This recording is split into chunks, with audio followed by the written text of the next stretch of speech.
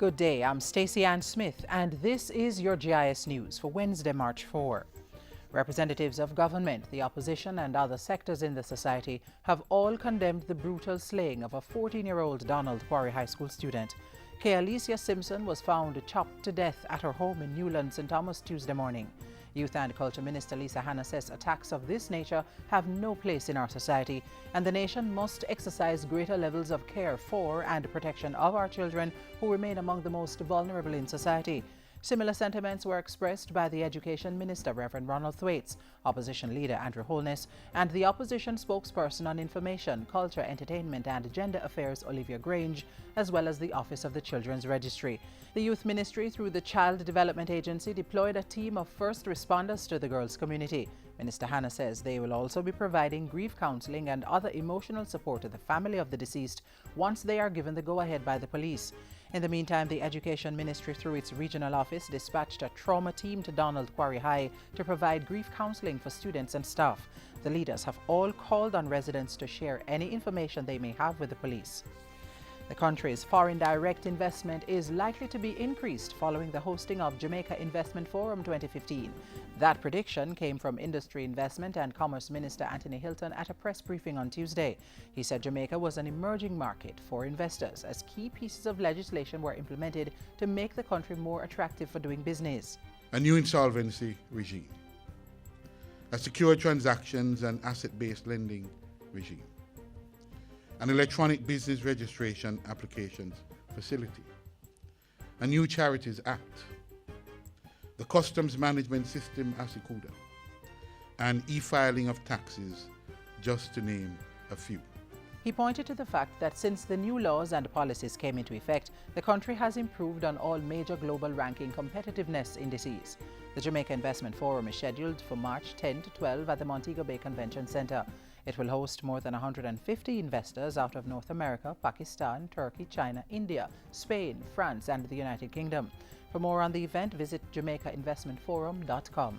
The Jamaica Promotions Corporation JAMPRO is taking steps to help the country tap into the trillion-dollar global movie-making market. JAMPRO's Vice President for Export and Market Development, Robert Scott, says there are great opportunities for investment, employment, and the promotion of branded Jamaica. When we look at the animation, the films, and the whole multimodal approach that is being taken. Now, of that business, 30% is the production. So whatever is being spent, 30% of that goes into production. So what that means is that if you're attracting a film here, whatever is spent, 30% of that will remain in the economy. Mr. Scott was speaking at a recent GIS think tank. He said Jamaica was ahead of the region in the film industry, with more than 3,000 films shot in the country and producers and directors with over 40 years of experience. JAMPRO is currently planning the inaugural Jamaica Film Festival as an avenue of developing the industry. Food for the Poor's partnership with government to build or upgrade 50 early childhood schools in honor of Jamaica's 50th independence anniversary has been fulfilled. The 50th school, New Testament Early Childhood Development Center, was handed over on Tuesday, March 3. Education Minister Reverend Ronald Thwaites thanked the charity organization for keeping its promise to Jamaica and specifically the education sector. Food for the Poor Chairman Andrew Mafood assured that the entity's commitment to education would continue beyond this project. Today we can say mission accomplished. However, our journey in contributing to the development of Jamaica's education system has not ended. Our organization remains committed to our children and to constructing suitable structures for their upliftment. In this regard, under our ongoing projects portfolio, 8 schools are currently at various stages of construction.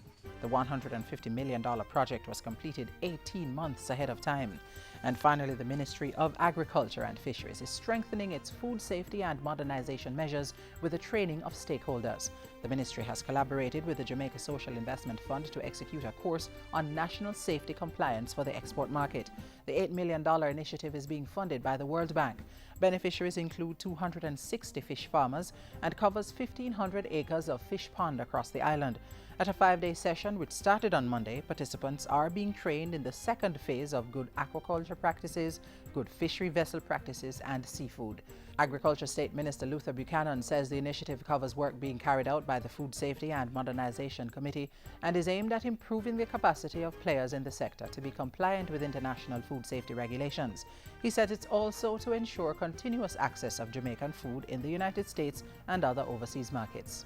The government of Jamaica is committed to providing sufficient quantities of safe and nutritious food for our people and to contend in an increasingly competitive global marketplace.